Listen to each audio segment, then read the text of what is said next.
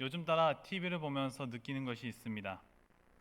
각양각색의 이데올로기가 정말 끝도 없이 넘쳐나는 세상 속에서 살아가고 있음을 느낄 때가 많이 있습니다. 서로 부딪히고 상대방에게 자신의 의지를 증명하듯 불꽃을 튀기면서 실전을 벌이고 있는 것을 보면 무엇이 정답일지, 그리고 무엇이 최선일지, 이러한 물음들이 계속해서 생겨납니다. 모두가 최선을 향해 나아가고 싶기에 그런 것일 겁니다. 그런 가운데서도 항상 하나님을 내 안에 구주로 모시고 살아가시길 간절히 소망합니다. 어떤 공동체든지 앞으로 어떻게 나아가려고 할 때 어떻게 준비할 것이고 그 방향을 예측하고 협의를 거쳐서 나아가려고 합니다. 물론 세상의 많은 사람들은 그 속에서 자신에 대한 이해득실을 따지고 들 것입니다. 그렇게 해서 만장일치가 나오면 좋겠지만 나오기 힘들 때가 얼마나 많은지 모릅니다. 그럴 때마다 무슨 방법을 씁니까? 다수결의 원칙을 가지고 이야기를 합니다. 편리하면서도 단순하기에 많이들 쓰는 방법입니다. 하지만 그것이 과연 모든 방법 중에서 최선이라 말할 수 있을까 생각을 해봅니다. 전 세계 인구 중 왼손잡이의 비율은 약 10% 정도입니다. 그런데 어느 날 90%의 오른손잡이가 모여서 다수결로 왼손잡이를 다 없애자라고 결정했다고 가정해 봅시다. 그럼 다수결에 의한 결정사항이니 이 원칙과 결정이 존중되어야 합니까?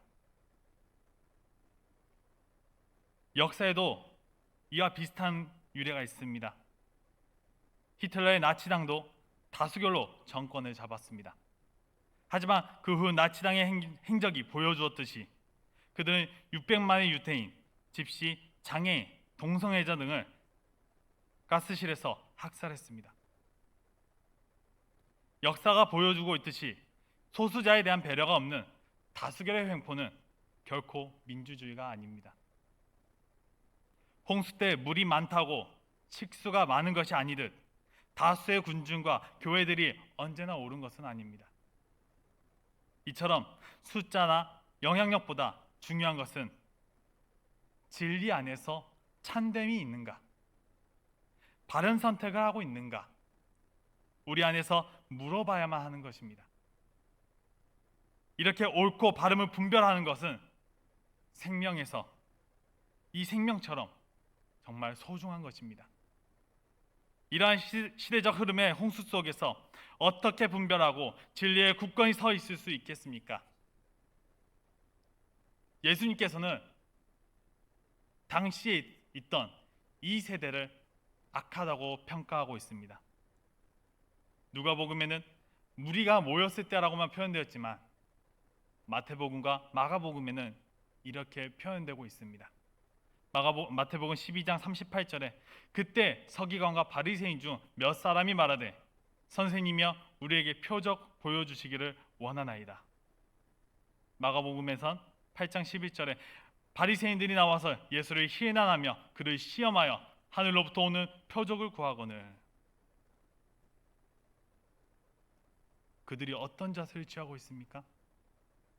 아무리 하나님께서 치료하시고 가르치고 전파하시고 여러 사역을 해왔음에도 불구하고 예수님을 둘러싼 그 무리들은 계속해서 너가 메시아라면 그 증거의 표적을 보여봐라, 나타내봐라, 계속해서 강요하고 있습니다.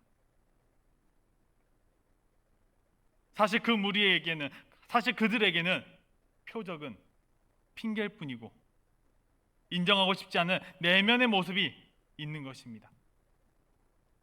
겉으로는 경건한 듯해도 속에선 자기들만의 독성과 아집으로 하나님을 거절합니다. 아무리 경건하다고 해도 그 목적지가 다르다면 그건 그릇된 자기 만족이 되고 말 것입니다. 경건하다고 알려진 바리새인들조차 예수님을 알아보지 못하고 시인하며 시험했습니다. 이처럼 대중의 경건 모습이 늘 옳지만은 않습니다. 종교적 군중 심리가 있기 때문입니다. 그렇게 나 자신 스스로가 색안경을 끼고 바라보는 것이 아니라 바른 관점으로 스스로의 내면을 바라볼 수 있어야 합니다. 나 스스로가 정말 옳은지, 내가 올바른 길을 가고 있는 것인지 스스로에게 자문해 봐야만 합니다. 그렇게 오늘 예수님께서는 눈을 몸의 등불로 표현하시면서 말씀하십니다. 누가복음 11장 34절에 내 몸의 등불은 눈이라. 네 눈이 성하면 온몸이 밝을 것이요 만일 나쁘면 네 몸도 어두우리라. 등불이 무엇입니까? 빛을 간직하고 어둠을 밝게 비추는 것입니다. 빛은 발산하기 시작하면 감출 수 없습니다. 상상해 보십시오.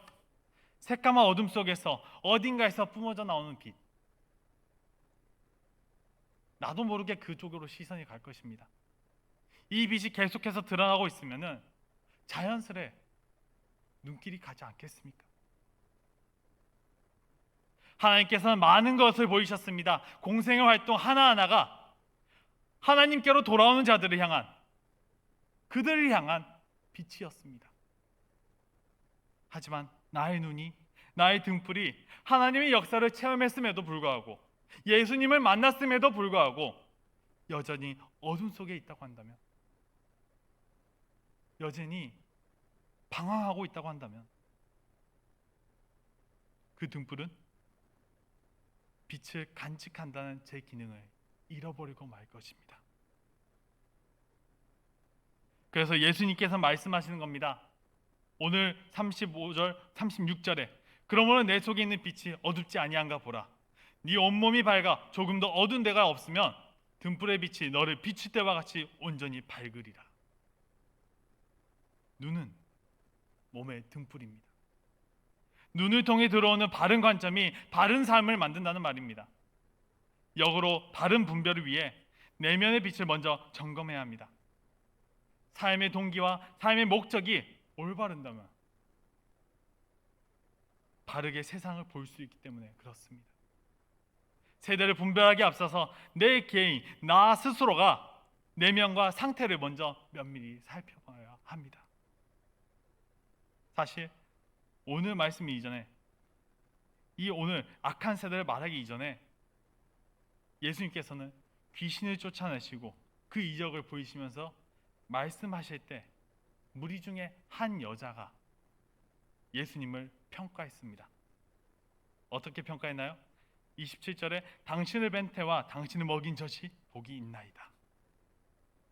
많은 사람들은 여자가 말한 것처럼 바라볼 때가 많습니다. 혈연을 보기도 하고요, 심지어 지연, 학연까지 보기도 합니다. 여자의 말은 당신을 낳은 어머니가 정말 복받았다. 당신을 낳은 어머니가 정말 많은 복을 받았다. 이렇게 말하고 있는 것입니다. 이러한 평가에 예수님께서 뭐라고 답하십니까? 28절에 오히려 하나님의 말씀을 듣고 지키는 자가 복이 있느니라. 예수님께서는 오히려라고 말씀하십니다. 만약에 다른 여자들처럼, 만약에 아까 말했던 여자의 말처럼 마리아가 태중에 예수님이 나와서 그렇게 복을 받는 것이라면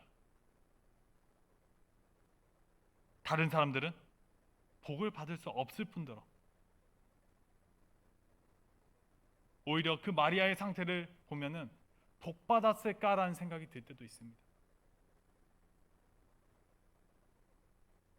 동정녀였던 마리아, 오히려 돌에 맞아 죽을 위험에 노출되었고 남자를 가까이 하지 않았는데도 충격적인 사건이었고 심리적으로 압박이 심했을 것입니다. 그때 당시 법이 그랬습니다. 보통 사람이라면 이것은 복이 아니라 저주라고 생각했을 것입니다. 시련이라 생각했을 것입니다. 하지만 마리아는 어떻게 했습니까? 자신은 아직 혼란스럽고 힘들지만 입으로 순종했습니다. 누가복음 1장 38절에 마리아가 이르되 주의 여종이 오니 말씀대로 내게 이루어지리라 하며 천사가 떠나가니라. 마리아가 예수님을 낳음으로 복을 받은 것도 있겠지만 오히려 그녀가 스스로 하나님께 온전히 순종했기 때문에 하나님께 복을 받을 수 있었습니다. 그렇게 여자의 평가가 예수님께서는 모든 인류가 가질 수 있는 하나님의 복에 대해 이렇게 대답하신 겁니다. 오히려 하나님의 말씀을 듣고 지키는 자, 그런 자가 복을 받는다는 사실입니다. 하나님의 말씀을 따르는 자, 하나님의 말씀에 순종하는 자야말로 복이 있다는 것입니다. 혈안과 지연으로 얻는 복이 아닙니다.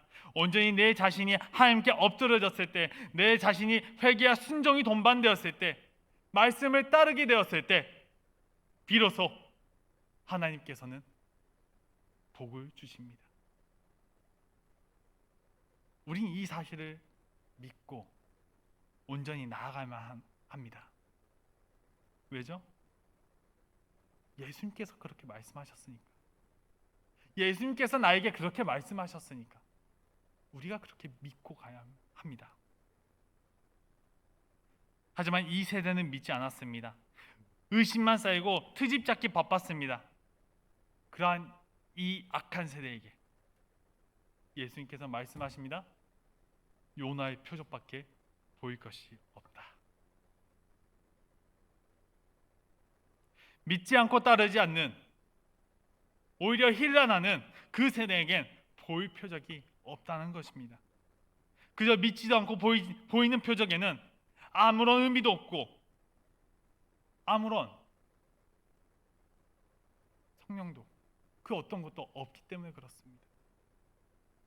마치 요나 선지자가 물고기 배에서 3일간은 있었던 것처럼 예수님께서도 3일간 소홀에 있으실 것이며, 심판을 선포한 요나처럼 예수님 스스로가 너희 세대, 이 세대에게 심판을 선포하러 왔다는 것입니다.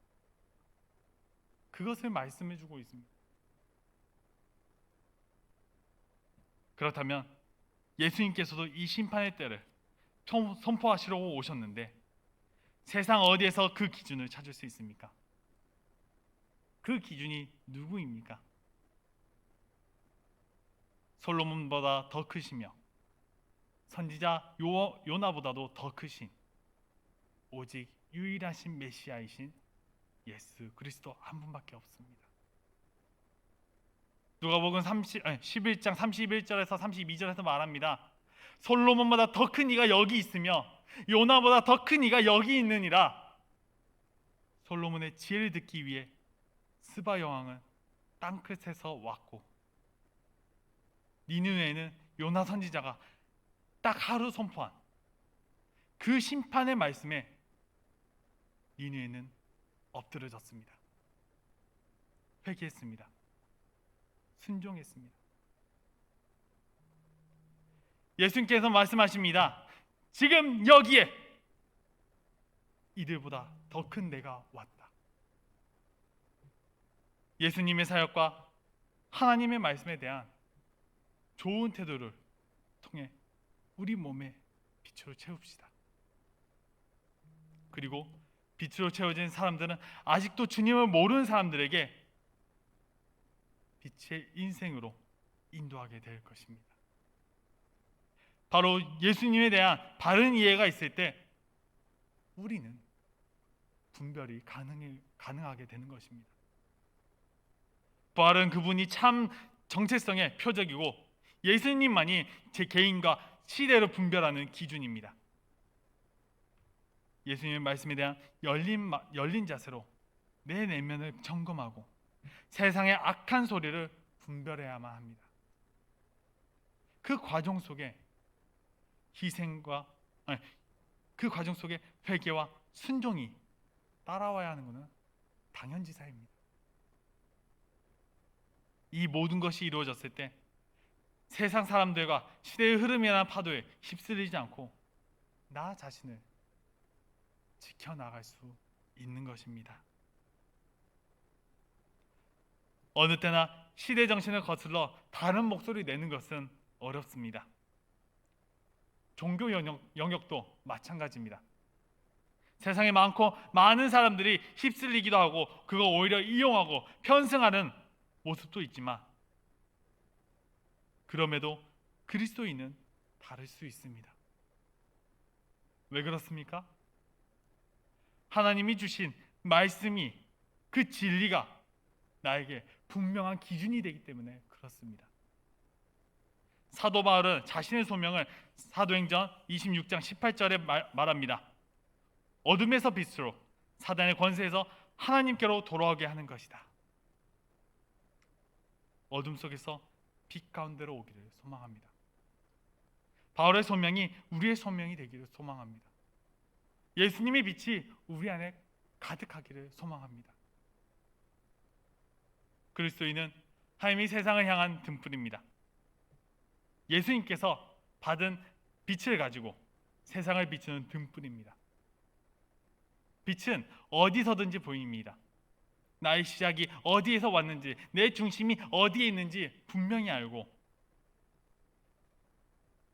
예수님의 빛을 품고 흔들리지 않는 굳건한 믿음을 가지고 선포하며 나아가십시오.